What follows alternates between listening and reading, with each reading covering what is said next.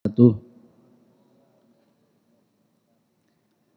Innal hamdalillah nahmaduhu wa nasta'inuhu wa nastaghfiruh wa na'udzu billahi min syururi anfusina wa min sayyiati a'malina may yahdihillahu fala mudilla lahu wa may yudlil fala hadiyalah. Asyhadu an la ilaha illallah wahdahu la syarikalah wa asyhadu anna Muhammadan abduhu wa rasuluh.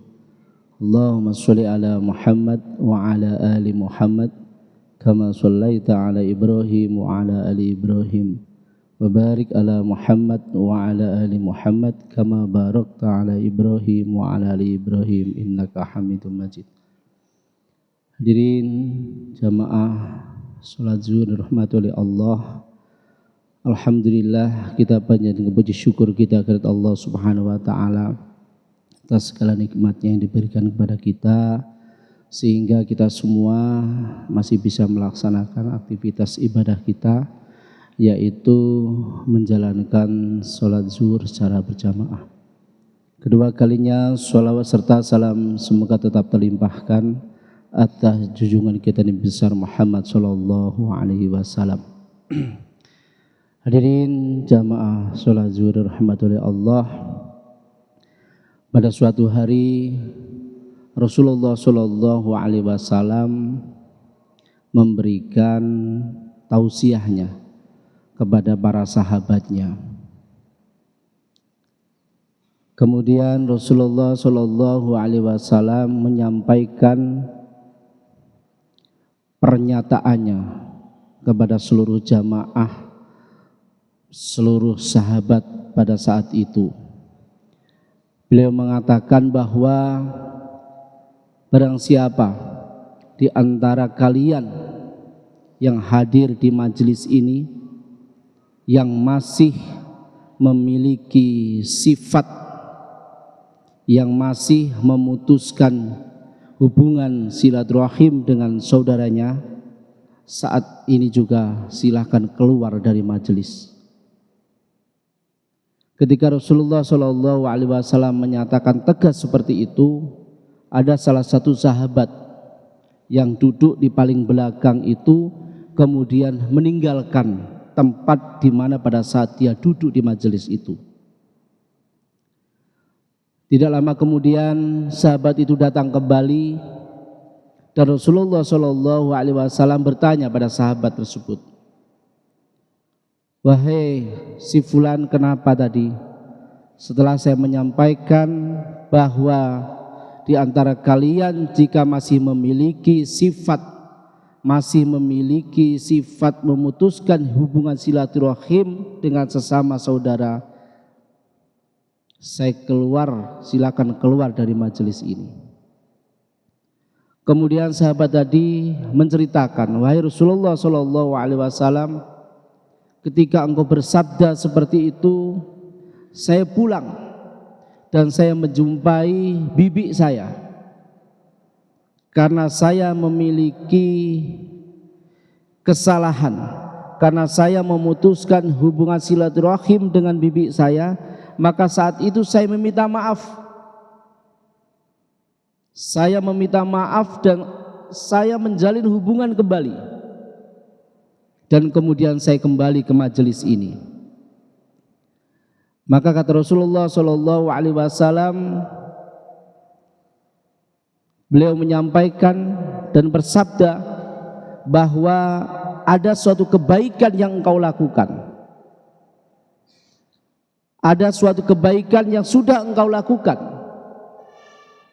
dan perlu kamu ketahui bahwa rahmat Allah Subhanahu wa taala akan turun kepada kalian jika kalian telah membangun atau menjalin hubungan silaturahim.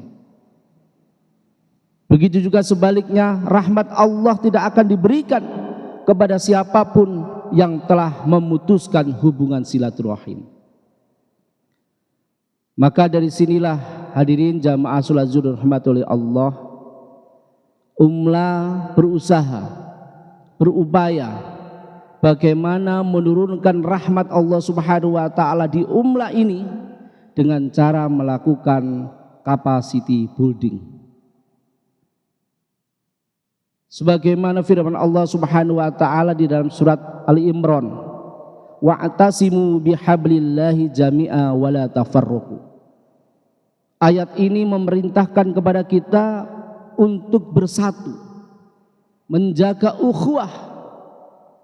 Maka dengan acara kegiatan yang dilakukan oleh Umla kemarin itu dalam rangka untuk mempersatukan tali persaudaraan di antara sesama karyawan. Maka banyak hal yang bisa dilakukan saat itu. Maka banyak hal yang kemudian didapat manfaatnya saat itu. Yang pada akhirnya sesuai dengan sabda Rasulullah SAW tadi, Allah akan turunkan rahmatnya kepada suatu kaum, kepada suatu golongan, bila mana kaum itu atau golongan itu menjaga silaturahimnya.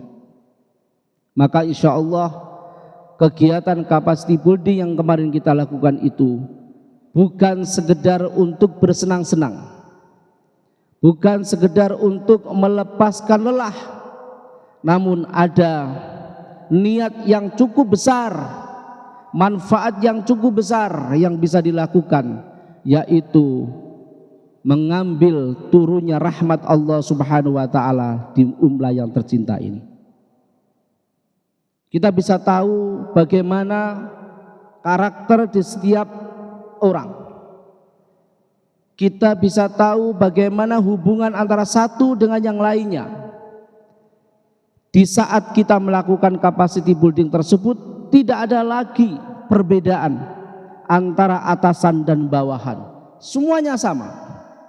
Kecuali kecekno banyu. Nah ini kalau kecekno banyu, saya Pak Lipin, Pak Bakri menghindar, ya, karena nggak bawa ganti baju. Begitu juga pada saat kalian mengambil kado, kita bisa ambil hikmah di dalamnya. Sesuatu yang kita dapatkan, sesuatu yang kita pilih, belum tentu itu menjadi milik kita. Buktinya Mas Naim ngambil kado yang paling besar,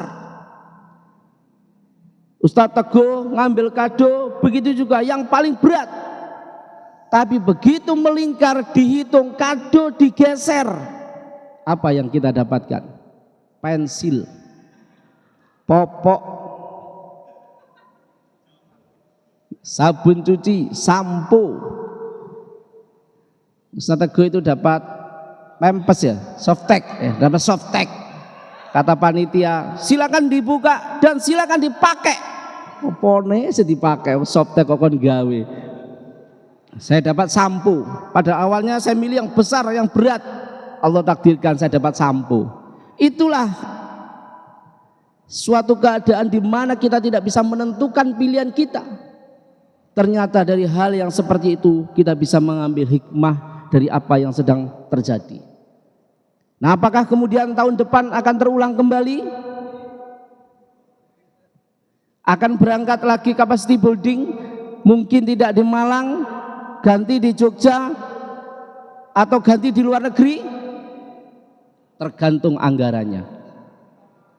Maka kalau ada 2.000 mahasiswa baru, bisa jadi. Sak pikir-pikir saya hitung, kalau kita punya karyawan 200 Pak Lipin, satu karyawan itu membawa 10 anak, sudah berapa? 200, satu karyawan membawa 10 mahasiswa baru, sudah berapa jumlahnya? 2.000, sudah cukup itu anggarannya untuk kita bawa capacity building kemana Pak Bintang? Ya kemana-mana ya. Sebenarnya gampang, itu bisa dilihat dari peningkatan jumlah mahasiswa kita. Nah, maka oleh sebab itu hadirin jamaah sholat zuhur rahmatullahi Allah, saya merasa senang, saya merasa puas dengan kegiatan-kegiatan yang dilaksanakan kemarin itu. Namun sekali lagi, kegiatan yang kita laksanakan itu jangan sekedar hanya dinilai dari sisi kesenangannya, tapi ambil hikmah di dalamnya, karena di dalamnya itu penuh dengan ukhuwah, penuh dengan kerukunan, di mana kalau kita menjalin ukhuwah, menjalin kerukunan, insya Allah rahmat Allah Subhanahu wa taala akan datang kepada kita. Umlah akan mendapatkan rahmat dari Allah Subhanahu wa taala, sehingga umlah berkembang terus. Umlah yang memiliki cita-cita yang mulia akan tercapai. Umlah akan menjadi perguruan tinggi yang besar, yang banyak diminati oleh masyarakat. Itu sebenarnya di dalam tujuan kita capacity building itu. Tetapi dari sisi yang lain tentu, selain persaudaraan, selain membangun ukhuwah, kita juga akan sadar diri bagaimana diri kita ini akan menjadi hamba yang aktif, hamba yang selalu taat beribadah kepada Allah Subhanahu wa taala. Dalam sisi yang lain, kami cukup merasa puas atas keberhasilan kegiatan tersebut. Namun dari sisi yang lain sangat kurang. Harapan saya kemarin kegiatan sholat Jumat subuh itu bisa dilakukan secara berjamaah, diikuti oleh seluruh karyawan dan dosen yang ikut di dalam kegiatan capacity building. Namun dari 180 yang hadir ikut capacity building, hanya sekitar 200 yang ikut jamaah. Ternyata yang ikut jamaah nggak sampai memenuhi musola. Tiba-tiba dijak capacity building itu turu. Wah, ini jadi evaluasinya di situ kemarin itu. Ternyata satu sisi berhasil. Kita bisa mempersatukan ukhuwah dengan saudara-saudara umlah, itu berhasil. Bagus kegiatannya. Di malam itu bagus. Ya. Kegiatan-kegiatan di siang harinya cukup bagus sekali. Namun saya sayangkan di kegiatan sholat tahajud dan sholat berjamaah subuh itu sangat kurang sekali. Padahal itu menjadi kunci keberhasilan. Makanya nek pengen delok kepala keluarga yang sukses, kepala keluarga yang bisa menjadi panutan, itu lihat sholat subuh. Lihat sholat subuh berjamaahnya. Kalau ada kepala keluarga seorang laki-laki di rumah yang tidak bisa bangun melaksanakan sholat subuh berjamaah, saya jamin kepala keluarga tersebut tidak bisa menjadi kepala keluarga yang sempurna. Yakin saya itu. Bagaimana mungkin dia bisa menjadi kepala keluarga yang sempurna kalau dia sendiri tidak bisa memanage waktu dengan baik? Lebih-lebih kepala keluarga yang jam 3 sudah bangun, melaksanakan sholat tahajud, kemudian datang ke masjid, qobliyah subuh, sholat subuh, pulang baca Al-Quran. Masya Allah, insya Allah keluarga yang dibina itu menjadi keluarga yang sakinah mawaddah warahmah. Itu aja barangkali yang bisa sampaikan untuk mengisi kultum.